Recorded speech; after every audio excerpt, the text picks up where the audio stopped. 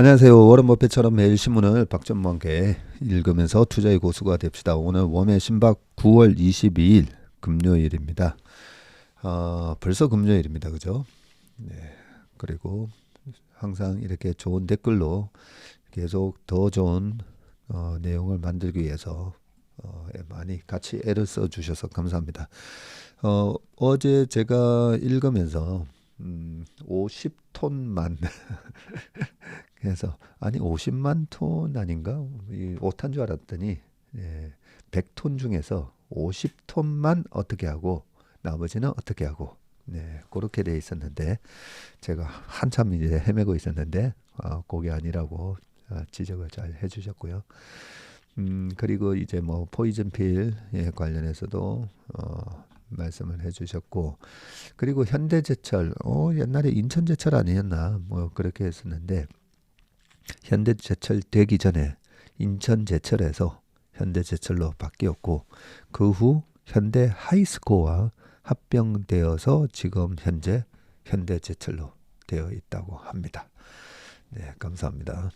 이 댓글을 저도 다시 한번 하루 지나서 딱 읽어보면 되게 좋은 게 우리가 하루 지나면 많이 까먹지 않습니까? 그죠?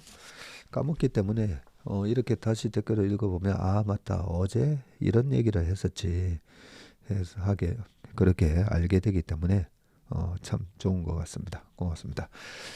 그리고 47분 저도 이제 뭐 읽다 보니까 재밌기도 하고 이 뉴스는 말씀을 드려야 되겠다 해서 자꾸만 욕심이 생겨서 분량이 늘어나는데 우리 편집을 담당하는 대리도 좀 짧게 좀 해달라고 얘기를 했었는데 너무 부담스럽다. 네, 맞습니다. 최대한 좀 짧고 간결하게 많은 내용을 담을 수 있도록 오늘 한번 해보겠습니다. 네, 그러면 바로 기사로 좀 넘어가겠습니다. 오늘은 금요일인데요. 최근 주말에 책 지난번에 1%를 읽는 힘 중에 또 뭐 2차 전지도 있고 조선도 있고 되게 좋은 내용이 몇 가지 더 있어서 이번 주에 요 1%를 읽는 힘 한 번 더 다뤄드리도록 하겠습니다.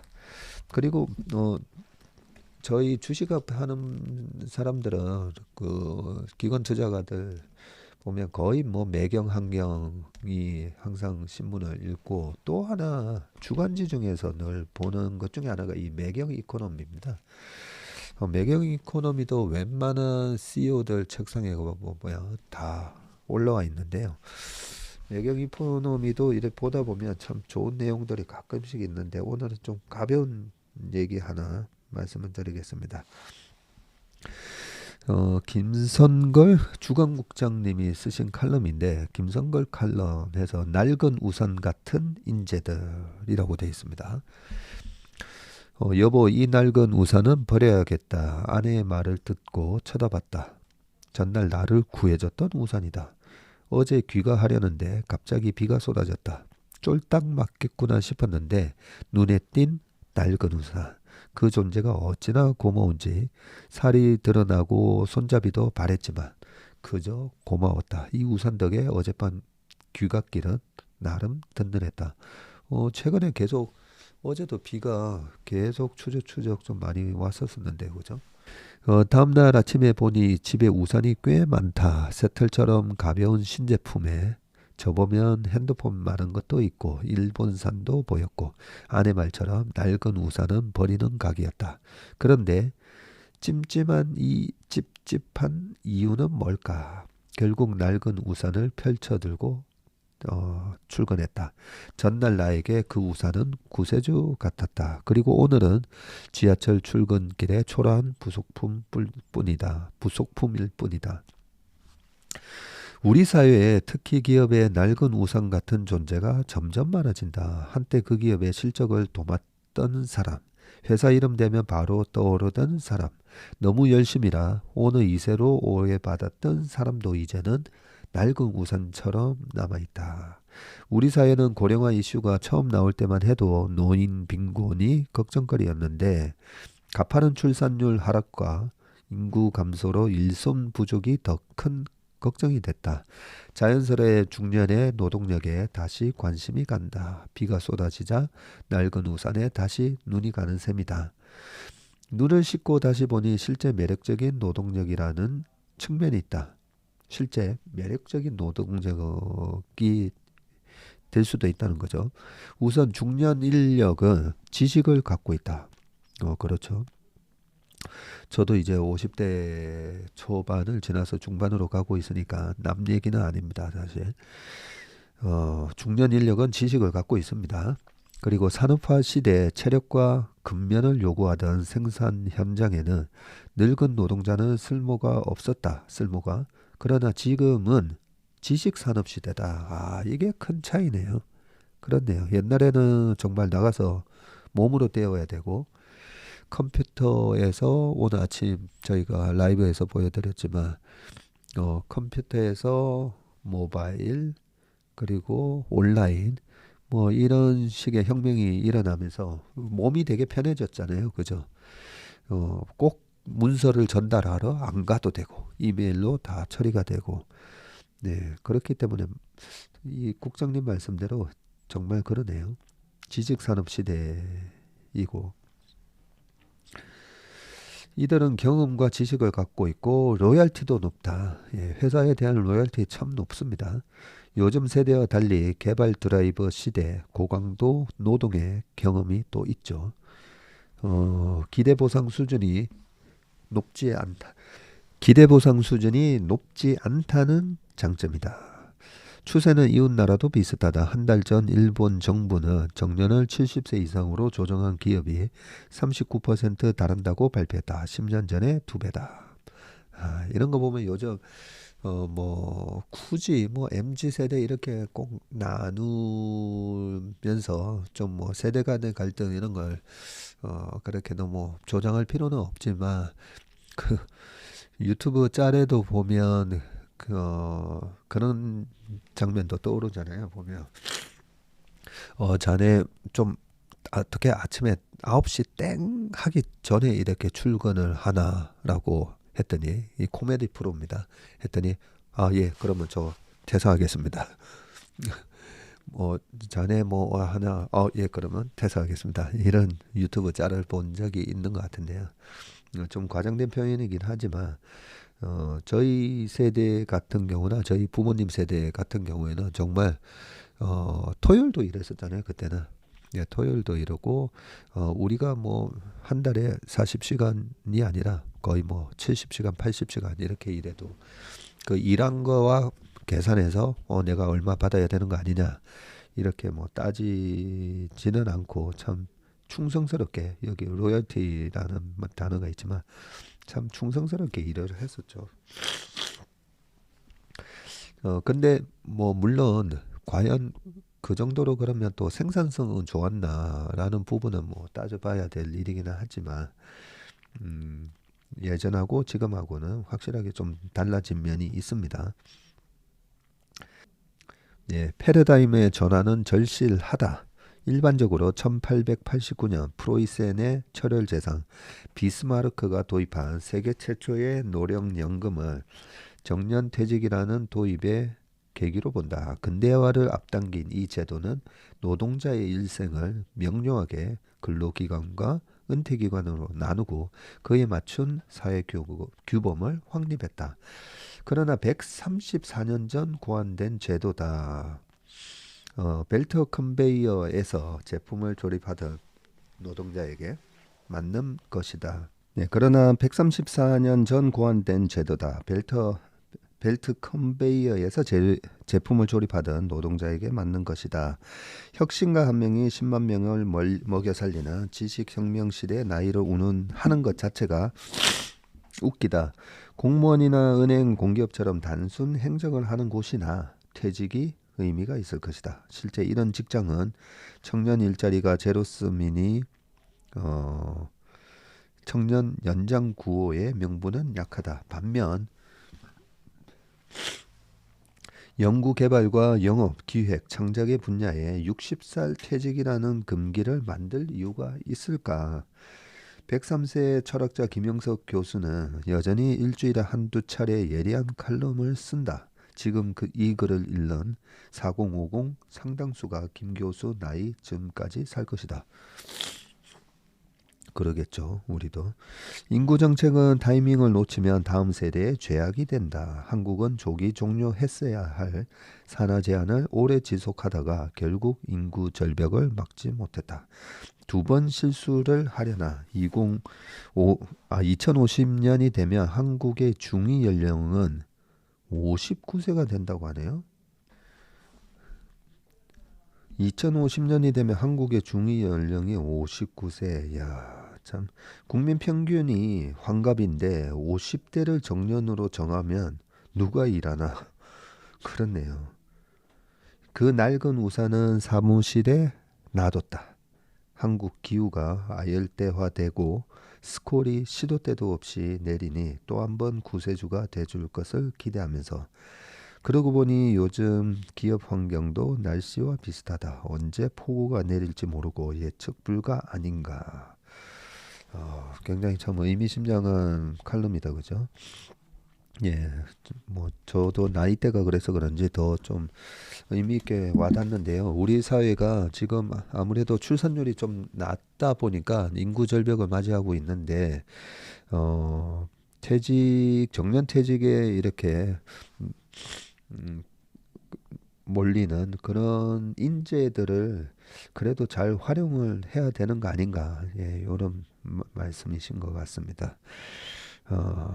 낡은 우산이지만 정말 비가 왔을 때는 정말 구세주, 여기는 구세주라고 표현해 주셨는데 예, 구세주 같은 존재가 예, 되기도 하죠. 예, 그다음 기사로 넘어가 보겠습니다. 조원경의 돈의 세계 해피드러그와 말라리아. 네, 해피드러그 얼마 전에 기사에서 한번 읽었다고 그죠? 해피드러그 비만 관련된 네, 치료제에 대한 얘기였었고요. 자, 조원경의 돈의 세계 해피드러그와 말라리아. 선진국형 질환은 돈이 된다. 선진국형 질환은 돈이 된다. 첫 문장이 핵심이네요. 비만과 당뇨를 앞세워서 미국과 유럽 증시에 큰 변화가 왔다. 관련 제품을 판매하는 제약사 일랄릴리는 세계 시가총액 12기업이 되었고 같은 계열 덴마크 회사인 노보노디스크도 루이비통을 제치고 유럽 시총 1위에 올랐습니다. 두 회사의 비만과 당뇨 제품은 선진국형 질환 치료제다. 삶의 질을 높이는 해피드럭의 세간에 관심이 쏠려 있다. 사실 그 제품 제가 예전에 한번 말씀드렸는데 1990 한 4, 5, 6 요때였었죠. 그때 우리나라에 파스테르 우유 돌풍이 일었었잖아요. 그때 남양유업하고 메일유업에서 엄청나게 이제 좀 공격을 했었지만 그 열풍을 잠재우지는 못했습니다. 결국은 나중에 우리가 IMF를 겪으면서 IMF 때는 흑자도선도 막 났었잖아요. 예, 그러면서 당시에 파스테르 우유가 지금은 롯데유업으로 인수가 돼 있었는데 그때 제가 당시에 혁신 제품이 어떻게 이렇게 전파가 되는지를 곰곰이 좀 생각했었거든요. 곰곰이 생각을 해보고 일단은 예, 부자들이 사용을 해야 된다라는 결론을 좀 내렸었습니다. 그래서 부자들이 먹기 시작하고 그런 부분에서 왜 부자들일까라고 보면 부자들이 비싼 돈을 주고도 당시에도 파스텔 우유가 일반 우유보다 더 비쌌었거든요. 저 정도 돈을 지급하면서도 뭔가 더 나은 효용 가치가 있다라는 거잖아요. 그잖아요. 예, 그 이후로 혁신 제품들 보면 애플의 스마트폰도 그랬고 뭐 그 이후에 나온 여러 가지 뭐 지금 나오는 비만 치료제도 그렇고 다 비쌉니다. 보면 비싸게 부자들이 먼저 사용을 하고 그 다음에 가격이 좀 낮아지거나 이렇게 보급이 되면서 큐가 늘어나면서 이제 폭발적인 그런 매출 증가와 주가 상승이 있었기 때문에 저는 이 부분 선진국형 질환은 돈이 된다. 이 부분도 굉장히 핵심적인 내용이라고 생각합니다. 자, 큰돈 들여서 주사 맞고 살도 뺀 일론 머스크를 보라. 그는 노버노디스크의 위고비 무료 홍보대사를 자처했다. 한국에도 두 회사 제품이 빨리 나오길 기다리는 사람들이 줄 서 있다. 야, 이 비교를 한 사진을 올려놨는데요. 정말 어마어마한 그 차이네요. 갑자기 궁금한 게 있다. 빌 게이츠와 그의 전 아내 이름을 딴 빌 앤 멀린다 게이츠 재단 이야기다. 게이츠가 재단 설립을 통해서 그토록 외친 말라리아 백신 보급은 큰 성과를 못 냈다. 지난 20년간 말라리아로 인한 사망은 2배나 증가를 했네요. 그래요? 줄은 게 아니라 오히려 2배나 증가했네요. 이즈음 게이츠와 머스크가 나눈 이야기를 떠올려 본다. 게이츠는 머스크에게 테슬라의 기가 팩토리를 본 후 염장지르는 말을 했다. 태양에너지가 기후변화 해결책이 되겠냐고 의문을 제기한 것이다. 핵전쟁이 발발하면 인구를 화성으로 이주하려는 머스크의 야망이 이상하다고 비판을 했고요. 화성 탐사 꿈도 지나친 발상이라고 평가를 했습니다. 대신 머스크에게 그의 재단에 기부할 것을 권유했다. 머스크는 게이츠의 자선 활동이 다 헛짓거리라고 맞받아쳤고요. 테슬라에 투자하는 게 기후변화에 더 도움된다고 비아냥거렸고 이런 논쟁 속에서 빌 게이츠가 테슬라에 대해서 숏을 했었잖아요. 공매도를 했다라는 그 부분을 알 수 있었는데 이런 논쟁이 오갔었었네요. 기술은 시장을 이길 수 없나 보다. 코로나 백신도 따지고 보면 자본이 있었기에 가능을 했고 미국 정부가 코로나 백신 개발에 직간접적으로 투자한 비용을 42조 원으로 추정된다. 그래요? 엄청난 돈을 지원을 했네요. 자본의 논리가 없었다면 제약사들이 그렇게 빨리 움직였을까? 시장은 자본의 논리로 움직인다. 혹시 후진국형 병인 말라리아에 돈을 듬뿍 넣지 않은 게 아닐까? 네. 야, 그 굉장히 짧고 재밌는 칼럼인데 우리 자본주의가 어떻게 돌아가는지에 대해서 굉장한 의미가 다 담겨져 있는 그런 칼럼이라고 봅니다. 시장은 자본의 논리로 움직인다. 네. 이 자본의 논리로 경제적 논리로 해석을 해야 모든 게 이제 실타래가 풀리더라고요. 네. 그런데 이런 부분이 어떻게 보면 아담 스미스의 국부론에 나오지 않습니까? 그죠? 우리가 초등학교 때부터 배웠던 그 국부론에 대장장이도 그렇고 푸주간 고깃집 주인도 그렇고 다 이 돈을 벌려고 한다는 거죠.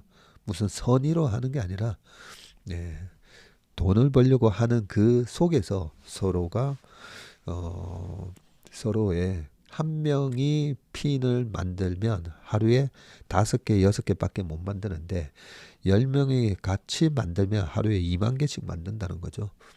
예, 그러면서 이 자본주의가 자본의 원리로 움직이지만 그걸 통해서 전체적인 이 공동체에 속해 있는 사람들이 같이 협력해서 일을 하면서 오히려 전체의 부가 크게 증가한다라는 게 이제 국부론의 핵심 내용이었습니다.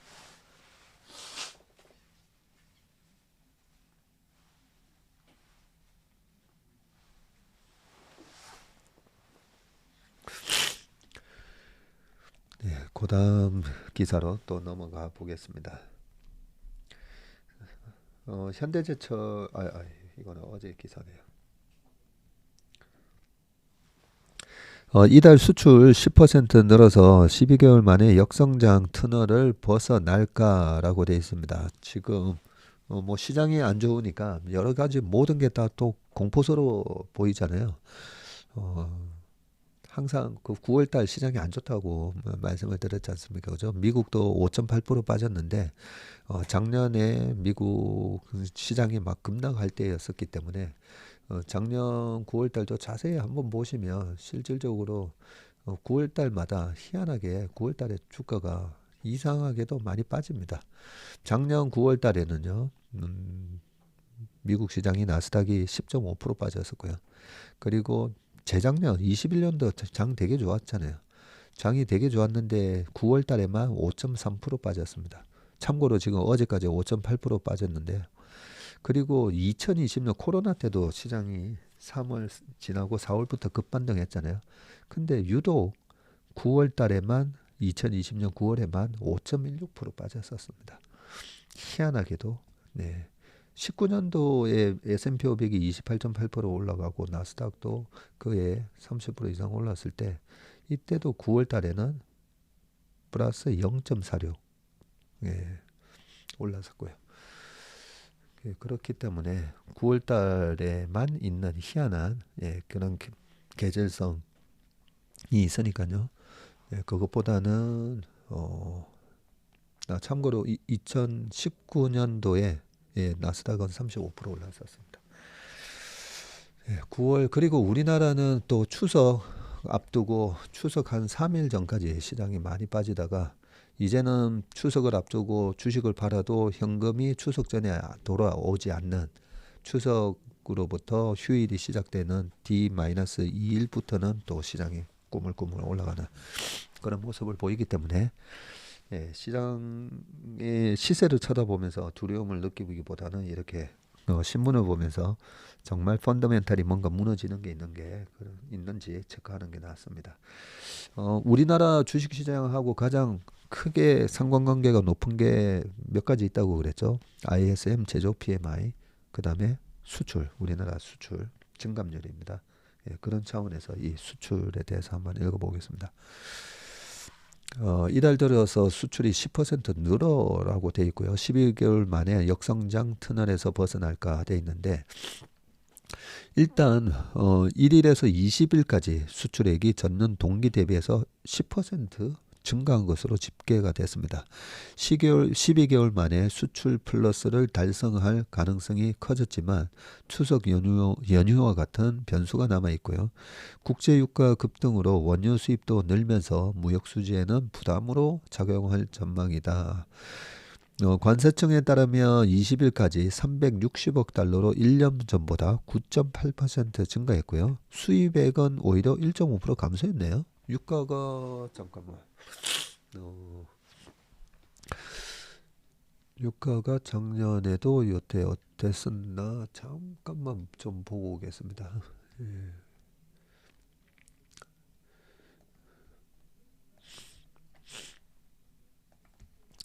유가가요. 작년에도 뭐 비슷한 수준이었었네요.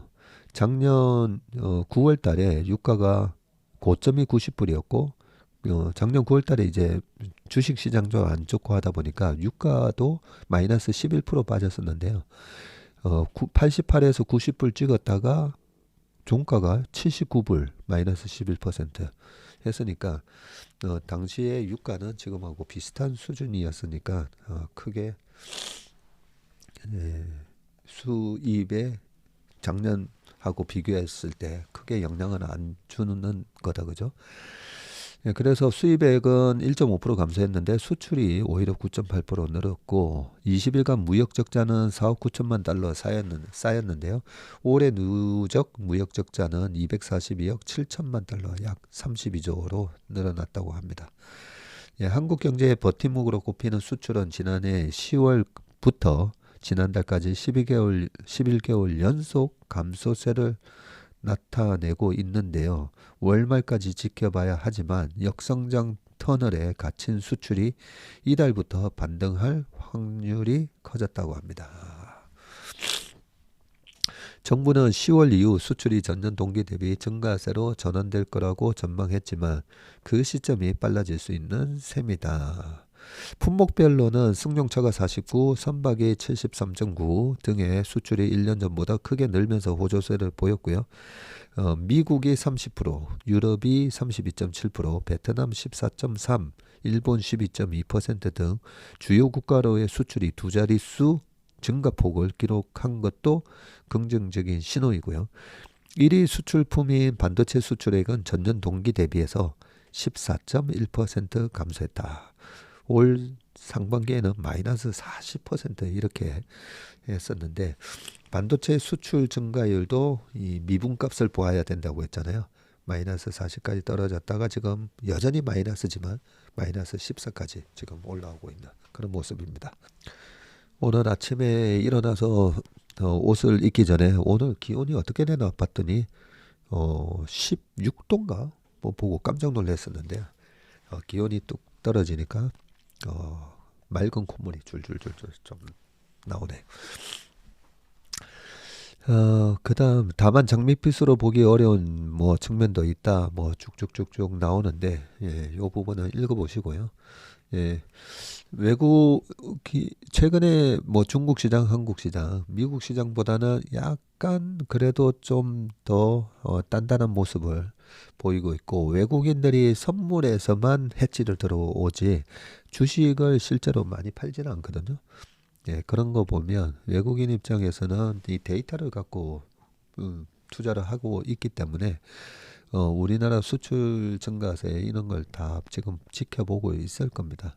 예, 이런 부분을 보면 저는 개인적으로 이제 10월 중순부터 11월, 12월 내년 1월까지 또 시장이 좀 좋지 않을까 큰 변수만 있지 않으면 그렇게 생각을 하는데 그렇기 위해서는 수출 증감률이나 뭐 제조 PMI가 뭐 박살나는데 우리 시장만 올라가겠지라고 그렇게 하는 거는 인지 편향이고 그죠? 그 기대인 거고 어쨌든 데이터는 좋게 나오고 있는 것 같습니다. 그 다음 기사 7나노칩 개발 성공했지만 중국 반도체 자립까지는 아직까지 먼 길이다라고 되어 있습니다. 이 경쟁 구도가 되게 중요하다고 말씀드렸지 않습니까? 그죠? 그래서 중국 반도체에 대해서는 계속 체크를 해볼 생각입니다.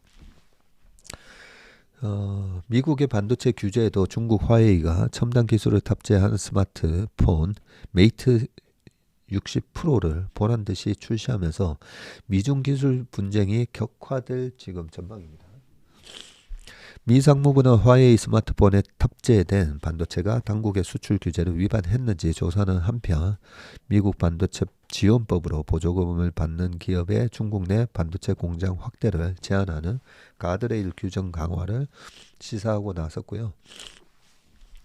지나 러먼드 미 상무장관은 19일 보조금의 단 1센트도 중국이 우리를 앞서가는 데 도움이 되지 않도록 바짝 경계해야 한다면서 가드레일 규정이 몇 주 안에 완성될 것이라고 말을 했습니다. 자신의 방중 기간 8월 27일에서 30일 중국을 방문했었네요. 이때 화웨이가 신제품을 내놓은 데 대해서 기분이 언짢았다. 업셋이라는 표현을 했었네요. 불쾌감을 드러냈네요. 보통 유감이다. 어떻게 내가 갔을 때 그럴 수가 있냐 했을 때는 유감이다. I'm sorry, sorry라는 단어를 좀 쓰는데 정말 좀 열받았다는 거잖아요. 우리식의 표현은 언짢았다보다 upset, 뒤집어지는 거니까 네, 열받았다 정도로 굉장히 강한 불쾌감을 드러냈네요. 가드레일 규정 강화는 한국 경제에도 부담이 될 수 있다. 중국에 반도체 공장을 둔 삼성전자와 SK하이닉스의 타격이 불가피하기 때문인데 김양팽 연구원이 중국이 7나노미터 칩을 만들었다는 건 미국의 제재 효과가 미약했다는 의미인 만큼 구형 반도체 제조 장비 수출까지 규제하는 식으로 제재를 강화할 가능성이 크다고 내다봤습니다. 전명서 중국 금융연구소장도 그간 미국의 대중 반도체 봉쇄를 최대 업적으로 삼고 내년 대선을 기대했던 민주당과 조 바이든 정부는 허를 찔린 기분이었을 것이라면서 더욱 철저한 기술 봉쇄를 추진할 것이라고 짚었네요.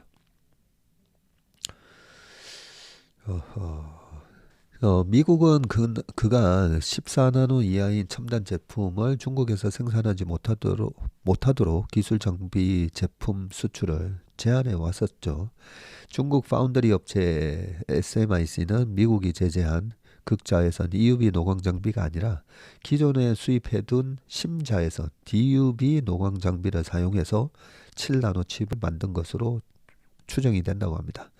대만 파운드리 회사 TSMC가 2017년 개발한 멀티 패터닝 기술을 사용한 것으로 파악되는데 여러 차례 작업을 해야 해서 비용이 많이 들고 수율도 떨어지죠. 중요한 건 중고 장비와 낡은 기술만으로 7나노급 공정을 구현해 내므로써 미국의 기술 봉쇄를 뚫었다는 점이고 전 소장님은 중국은 1, 2기 3,328억 위안에 이어서 3천억 위안 규모의 3기 반도체 펀드를 출시하고 반도체 장비와 소프트웨어에 집중 투자하려고 하고 있다면서 더는 미국 기술에 의존한 반도체 생산이 불가능하다고 보고 반도체 국산화에 박차를 가할 것이라고 말을 했네요. 올해 초 테크인사이트는 중국의 반도체 국산화율이 2012년도에 14%에서 22년도에 18.2%로 증가를 했고요. 2027년에는 26.6%에 이를 것으로 추정을 했습니다. 이 반도체 메모리, 비메모리 다 합산을 한 건지는 모르겠는데요. 네. 27년 되면 26.6%에 이를 것이라고 추정하네요. 네. 일각에서는 미국이 현재 제재 수준을 유지하는 것만으로도 중국의 반도체 자립 생산은 어려울 것이라는 전망이 나오고요.